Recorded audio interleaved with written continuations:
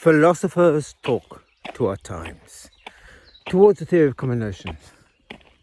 So I've been doing this now over a week, and I think I've got another week left.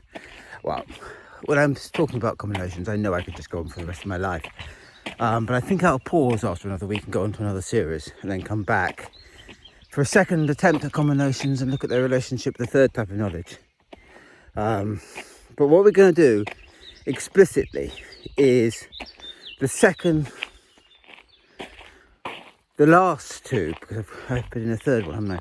The last two schemata of common notions. The outside and the surprise. The surprise is always my favourite, by a long way.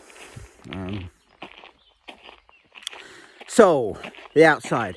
Now, in a sense, I've actually been doing the outside for the last 2 days. Because the outside are those common notions, they're the early ones. Spinoza introduces them, around Proposition 40, Book 2. I was trying to find the propositions this morning. I remembered here two propositions that you have common notions that you had because they are general. You share things of the attribute.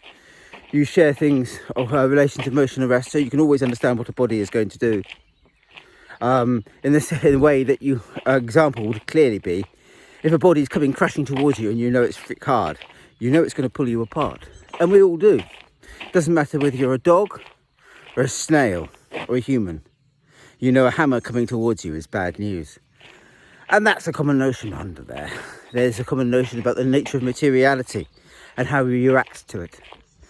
So common notions underpin your conception of external reality and allow you to navigate a world for free without having to worry about things because you just know what they are. That's one sort. And the other sort, so what I've been doing over the last 3 days, maybe 3, in talking about forces, is how those common notions can get pulled out of being wrapped as they normally are in inadequate ideas and turned into something in their own right. And that's the example I would use is Newton, which is, 2 generations after Spinoza, De Principia, was probably just about when Spinoza died. It might have been a bit before. Anyway, it doesn't matter. He's roughly a slightly younger contemporary, let's put it that way. Because I think he outlines very clearly, or rather you can see very clearly, if common notions mean anything, it means Principia. Because otherwise you're pulling off too far from Spinoza's text and pulling him away beyond anything he can say as a good little Descartesian. And even that, you could argue, in terms of strict historical scholarship, I'm taking liberties. But the second time after Proposition 40 he introduces them is to talk about humans and the rich and deep common notions that we form with our fellow humanity, that are more excellent as they can do more things, are caught up in more ways with being human.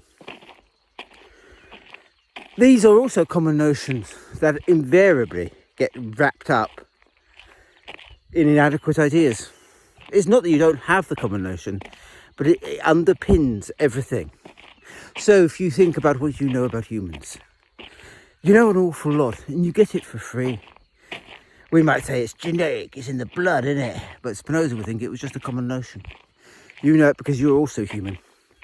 You know about grief. You know about joy. You know about untrustworthiness.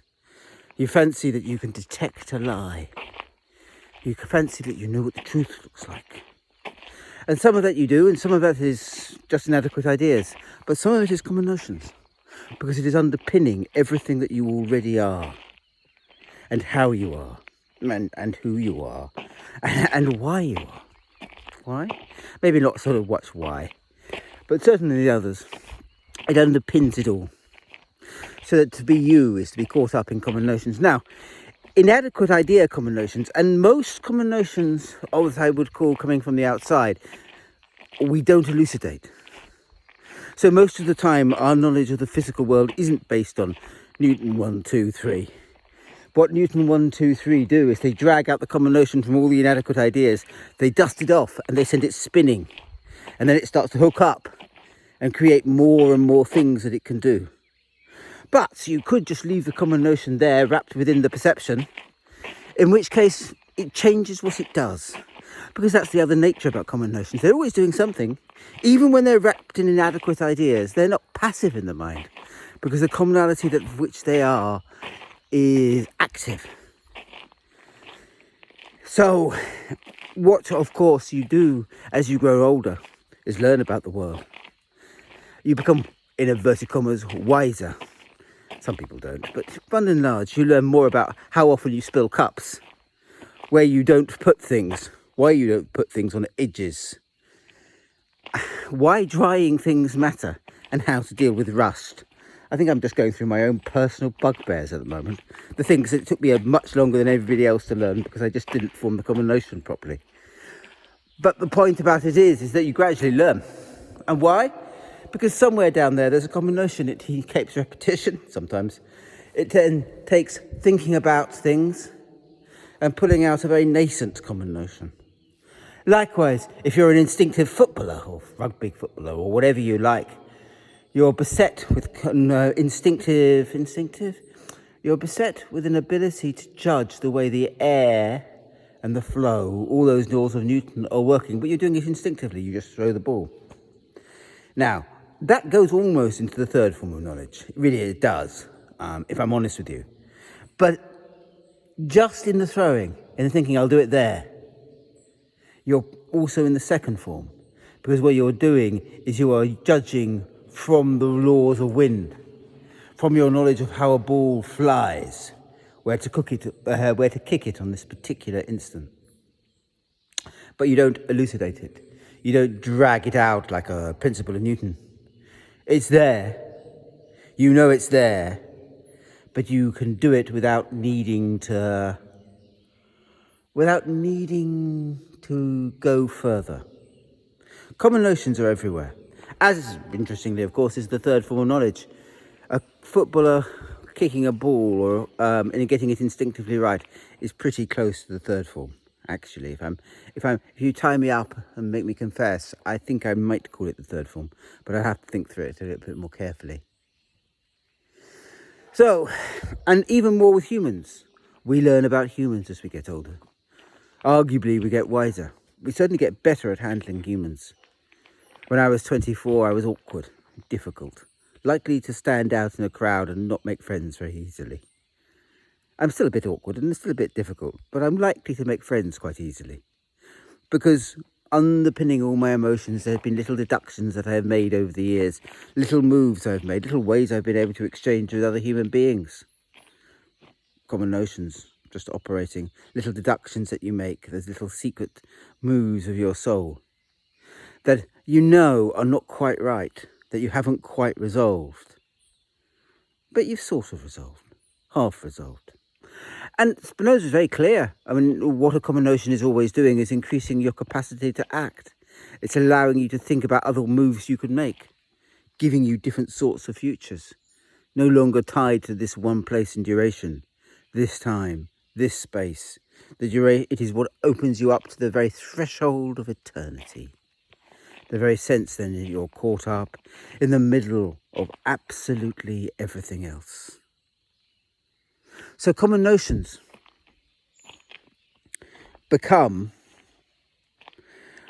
are there all the time, particularly on this category of the outside.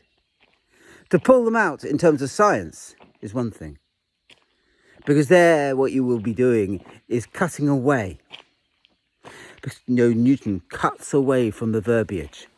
He turns speed into velocity, into an axis that can be shared across the universe. He separates out motion. He cuts away all the Descartesian ideas that are basically momentum and presents an order linked to differentiation. MV and differentiate it and you get MA. Integrate it and you get half MV squared. So kinetic energy, momentum and force all differentially linked one to the other. And therefore all have their own ways of acting, one to the other. but their own set of formulas by which they will link back, can be understood through each other. But humans? Oh, humans are more complicated. On the fundamental level, Spinoza would say a man of reason accepts that most of the time, most human actions are going to be inadequate, one with the other. Because actually it's quite hard to pull out common human notions. You can do it through habit and the habitual, certainly. But you can't do it through reason. Because reason will give you a false view of humanity. It will give humanity uncooked, as it were, in the raw, as the essence would like to understand itself alone, as if it didn't drown in the reality of everything else. Or you can slowly learn. You gain wisdom. Piece by piece, as I said, you get better at handling people. But there is also always a temptation, but always with common notions, because they are non-essential. There is always this sense in which they are breeding monsters, particularly on this human level. Again, Spinoza kind of says it, because underpinning any notion of a state are clearly common notions. That's why a man of reason is so content to live in a state and would always choose to live within a state than ever he would choose to be an anarchist or to be Robinson Crusoe. Because they know that underpinning all but the most violent and terrifying states, there are things that humans share, rules that we get for free, rules also that we are elucidating, rules of loyalty, rules of kindness. And yet, of course, it's very easy for states to become monsters. For that reason that I said 2-3 days ago, that common notions are always surrounded by inadequate ideas. And as a common notion makes you more powerful, the inadequate idea gets also more powerful. And so states, as they create something that is as they are based on common notions that are not simply human, that are not defined by the human essence, create emotions that are never totally human. They create vile nationalisms, bloodthirsty religions, or perhaps just AI. Perhaps just an account of human and human thought that runs close to common notions, close to the idea of them, in that it is trying to create on machines a way of reasoning that responds to us as if it was a common notion, as if we could use it to form ideas of reason. And yet then it goes on its own journey. It goes on its own journey towards inadequate ideas, forming a different set of inadequate ideas for humans to torment themselves with. And also, as common notions appear to increase the number of things you do, the bit of AI that is akin to a common notion, I want to say that it is a common notion, but I don't want to say that it is akin to a common notion, but it certainly does something akin to them, in that it creates a bypass. It bypasses all your essential reality and gives you a way to access thought immediately, to have the thought go beyond who you are into something else immediately and then come back. And that's very like a common notion. A common notion is that it starts with an immediate link you have with somebody. A link then that takes you to a thought and to another thought and to another thought. So if they are not common notions, and I think sometimes they are, I think well-used AI is thoroughly useful, let's be honest about it. But if they are not that, then they are aping it and wrapping it up in ideas that become endlessly inadequate to create monsters. More so as humans merge how they think, how they are forming, how they are reaching beyond themselves, how they make common notions with the AI itself. And that creates an incredibly complicated monster. For the AI lies, the common notion is powerful and no longer fully human. And how you understand what is happening will be totally inhuman, as you are dragged by affects that lie beyond your soul. And all that sort of jazz. So common notions that you make with humans might be the most useful. They might be the way that you navigate humanity. What you get for free. And we've all got different abilities at it as well, it has to be said. So if you meet people who are not very good at making combinations with humans, they stand out, they're awkward, they're difficult. These days we might think of them as certain sorts of quiet autism, perhaps. It means that you're caught up in yourself and you're not very good at understanding how how the common notions bind you to everybody else. You don't instinctively see it. It's partly youth, as I said, but we all have different abilities to pull out those common notions that we share with our fellow humanity. One of the things which is always very interesting when you're thinking about humans and discussing them, it sounds awful, I sound like a dreadful gossip, but when you're trying to understand why people do things, and you're pulling out common notions and trying to understand the affinities that you have with them and how you might change them, every idea that you have, you always think, oh, I've probably always known that. Probably. And you say it to people and they go, oh, wait, I was kind of thinking that. Because the common notion is always there. That ability to reach other humans. It's not... But what makes it different, what makes it powerful, is by saying it, it becomes something that you can act on to change. And to change how humans think, how your friends think, how you think. But it's not easy. And it's never easy. And as I said, people have different capacities to do it. And of course you do, Spinoza says so. As your body is capable of doing more things, as you can hear more things, as you can read into what people say, not just the words that they say, but the way they've said it, how they've said it, the context in which this is said. All of that changes what and how you think it. And all of that, of course, ties into the common notions, those deep common notions about humanity, and your ability to elucidate them, pull them out. And that's also why I use, I think, the phrase, pull them out. I might have got that from Deleuze's Fold, but I always imagine them as like a toffee that you're having to literally pull out. You know they're there, rigid, hard, and what you're trying to do is make them soft. Because once you've actually got the common notion, then you can actually reach somebody and create something different. A different way for them to think, a different way for you to think, and all that stuff. But always with the common notions of the outside, there's always a bit of a mystery. Because sometimes it's not entirely clear where the common notion is. The babble of inadequate ideas, of things you don't understand and never will, can sometimes be so loud, particularly as the common notion is more powerful or opens out into a world of more power, that it's difficult to pull through.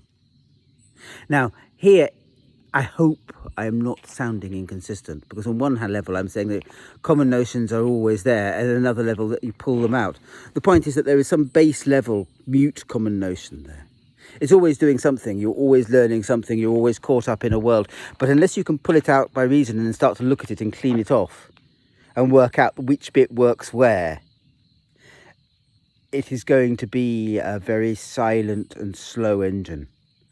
The point about Spinoza in thought is once you actually develop the common notion, once you elucidate it fully, as opposed to just something that you feel is there, half guessed, it suddenly becomes, it changes the nature of how you understand it and becomes something terribly powerful and able to pull through the mind.